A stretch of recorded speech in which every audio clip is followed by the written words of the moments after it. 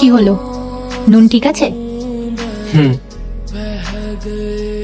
নেহা, নেহা, হ্যাঁ বাবু। বলছি তুমি খাবার বানাতে পারো তো? হ্যাঁ বাবু, অনেক ভালো করেই পারি। আচ্ছা ঠিক আছে, তাহলে কাল থেকে তুমিই খাবার বানিও, আর তার জন্য আমি তোমাকে মাসে এক্সট্রা 5000 করে দেবো। কি চলবে তো? হ্যাঁ বাবু। ঠিক আছে, কাল থেকে তাহলে তুমিই খাবার বানিও, আর এগুলো নিয়ে যাও, আমি আর খাবো না। ঠিক আছে বাবু। ও আচ্ছা, তাহলে এখন আমার হাতে খাবারটার ভালো লাগছে না। ঠিক আছে, আমি অফিসে যাচ্ছি, ফিরে এসে সন্ধ্যাবেলা তোমার সাথে দেখা করছি, ঠিক আছে? ব্যাস, এই দিনটাই দেখার বাকি ছিল আমার।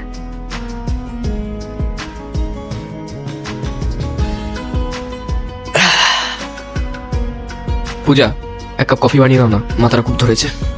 তুমি ওই মহারানীকেই বলো না, যাকে তুমি রেখেছো খাবার বানানোর জন্য। এখন তো আর আমার হাতে খাবার তোমার ভালো লাগবে না, তাহলে কেন বানাবো আমি তোমার জন্য কফি? আমি জানি যে তুমি আমার উপরে রেগে আছো।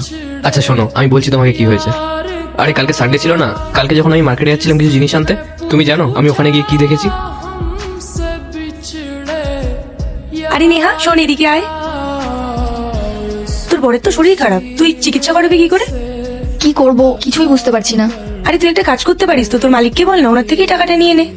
না না, আমি মালিকের থেকে টাকা চাইতে পারবো না। আপনি জানেন, আগের বছর আমার বাড়ির ছাদটা নষ্ট হয়ে গেছিল, তখন আমি মালিকের থেকে 2000 টাকা নিয়েছিলাম, আর বলেছিলাম সামনের মাসে আমার মাইনে থেকে কেটে নিতে। কিন্তু সামনের মাসে উনি আমার মাইনে থেকে কোনো টাকাই কাটেননি, আর আমি যখন বললাম তখন উনি বললেন পরে কেটে নেব।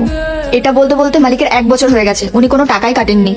এবার তুমিই বলো, এত ভালো মালিকের থেকে আমি আবার কি করে টাকা চাইতে পারি? আমি তো শুধু এটাই চাই যে আমার ওখানে খাবার বানানোর কাজটা হয়ে যাক, তাহলে প্রতি মাসে 4-5 হাজার টাকা হয়ে যাবে, আর আমি আমার বরের চিকিৎসাটাও করাতে পারবো। ঠিক আছে দিদি, আমি আজ আসছি।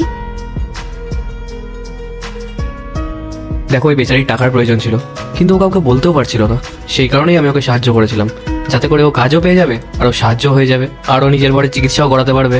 ওই বেচারি তো আমাদের কাছে সামনাসামনি টাকা চাইতে পারছে না, এতে করে ও টাকাও পেয়ে যাবে, আর ও জানতেও পারবে না, আর না আমরা ওর ওপর দয়া করছি। ওকে তো আমরা কাজই দিচ্ছি, সেই জন্যই আমি এগুলো করেছিলাম। তুমি তো শুধু শুধুই রেগে যাচ্ছ। আচ্ছা শোনো, আমরা ওকে বলি যে আমরা 2-3 দিনের জন্য বাইরে কোথাও ঘুরতে যাচ্ছি, তাহলে ও বেচারি ছুটিও পেয়ে যাবে, আর আমার তোমার হাতের রান্নাও খাওয়া হয়ে যাবে। কি ঠিক বললাম তো? তাহলে এটা তো তুমি আমাকে প্রথমেই বলতে পারতে। সেটার জন্য I am sorry, next time থেকে মাথায় রাখবো। কি এবার তো আমার জন্য কফি বানিয়ে দাও।